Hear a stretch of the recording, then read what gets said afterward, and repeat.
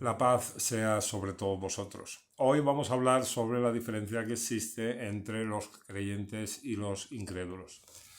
La palabra incrédulo suena muy fea. De hecho, en el Corán no aparece. Tenéis que saber que no aparece esa palabra incrédulo. Porque el libro de Dios nos dice que todo el mundo sabe que hay un creador. Entonces, este término kafir, que lo vemos en las traducciones como incrédulo, realmente significa el que sabe que una cosa es verdad y la pone a un lado para no tener que verla y hacer lo que a él le da la gana. Entonces no suena tan feo en árabe. En árabe es kafir. Bien, ¿y cuál es la diferencia? Pues que unos reconocen a su Señor, ya lo sabéis, y además de reconocerlo se someten a sus preceptos, que son muy sencillos, preceptos que marca el Sagrado Corán.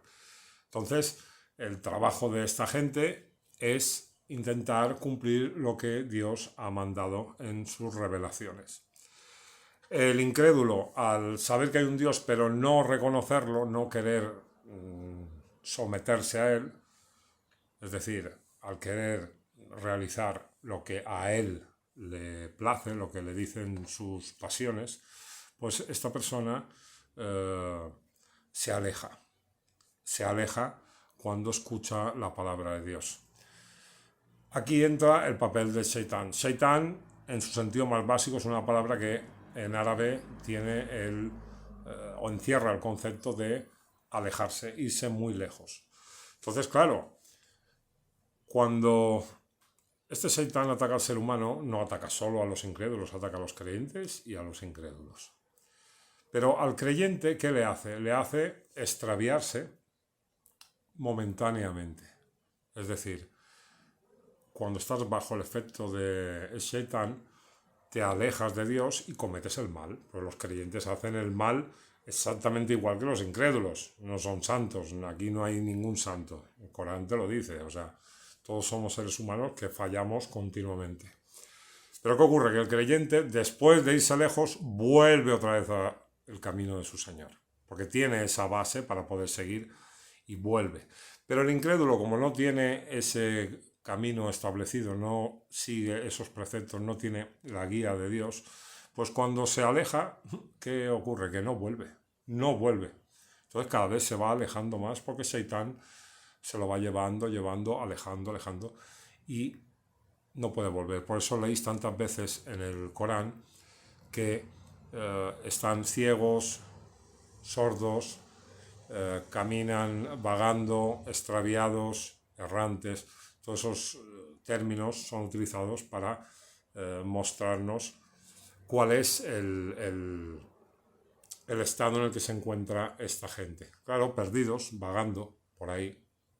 Incluso dice el Corán, no pueden volver porque se han ido ya tan lejos que ya no encuentran el camino. Entonces, esto es algo que a los creyentes nos tendría que hacer reflexionar un poco, porque si tú te vas alejando, aunque seas creyente, llega un momento que puedes no volver. Es decir, te alejas tanto que pierdes aquella fuerza que tienes, aquel camino que Dios te ha dado, aquella guía. La vas viendo de tan lejos que llega un momento que la ignoras o ya la ves solo así de lejitos y te olvidas y te pierdes como un incrédulo.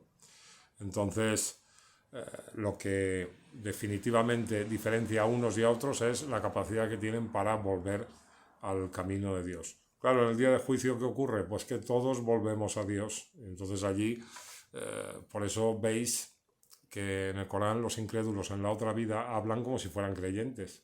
¿Por qué? Porque ya no tienen dónde ir, por dónde perderse. El Shaitán ya no tiene ningún sentido. El Shaitán es la prueba que Dios nos pone, ¿no? Entonces ya no tiene, todo eso no tiene ningún sentido y hablan como si fueran creyentes. Todo el mundo, creyentes e incrédulos, hablan, si os fijáis, exactamente igual.